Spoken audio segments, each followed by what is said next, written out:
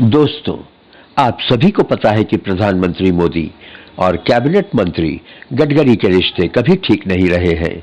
कितने ही जगहों पर मीटिंग्स वगैरह में गडकरी ने प्रधानमंत्री को विश तक नहीं किया। एक किसी जगह पर प्रधानमंत्री मोदी के एंट्री पर जहां सभी नेतागण उनके सम्मान में खड़े हो गए थे, गडकरी जी ने ऐसा नहीं किया।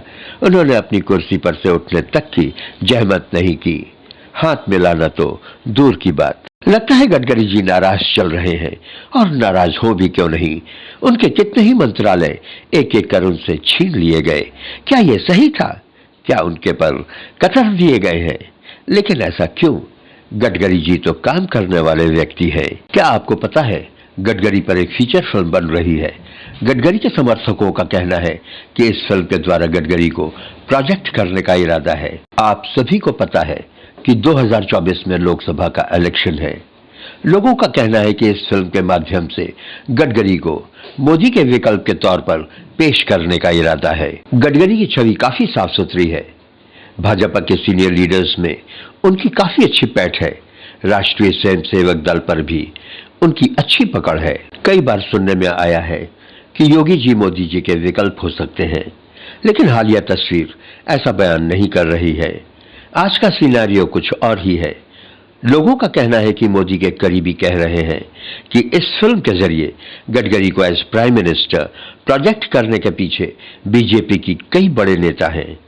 यूं कहिए कि इसके पीछे बीजेपी की एक लॉबी काम कर रही है। कहा जा रहा है कि इन केस बीजेपी 2024 के इलेक्शन में एब्सोल्यूट मेजॉरिटी पाने में कामयाब नहीं रहती है और 30 से 40 सीट्स कम पाती है, तो ये लॉबी सक्रिय हो जाएगा।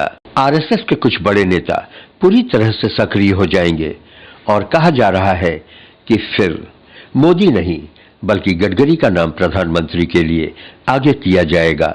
मोदी जी के डिक्टेटर टाइप के स्वभाव, उनके माइनॉरिटीज के बीच में अच्छी छवि न होने के कारण मोदी जी प्रधानमंत्री की कुर्सी की दौड़ में पिछड़ सकते हैं।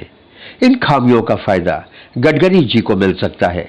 सत्ता हाथ से न निकल जाए, आरएसएस के लोग भी गडकरी को सपोर्ट कर जाएंगे। लेकिन अगर 2024 के इलेक्शंस में बीजेपी यानी कि मोदी जी 272 या फिर उससे ज्यादा सीट्स पाने में सफल होते हैं, तो मोदी जी को हिला पाना किसी के बस की बात नहीं होगी, चाहे वो इंडिया गठबंधन हो या फिर गडकरी के पीछे काम करने वाली बीजेपी की लॉबी। 2024 के इलेक्शंस करीब हैं। इलेक्शन के रिजल्ट के 3 पोजीशंस दिख रहे हैं।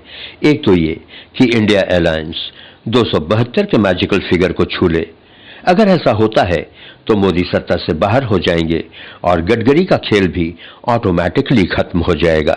लेकिन अगर मोदी जी इस मैजिकल फिगर से 30 या फिर 40 सीटों से पिछड़ जाते हैं, तो गडकरी का भूत खड़ा हो जाएगा। अच्छी मैच के चलते उन्हें आरएसएस सपोर्ट करेगी और 30 से 40 सीटों का इंतजाम उनके लिए कोई बहुत बड़ी बात नहीं होगी।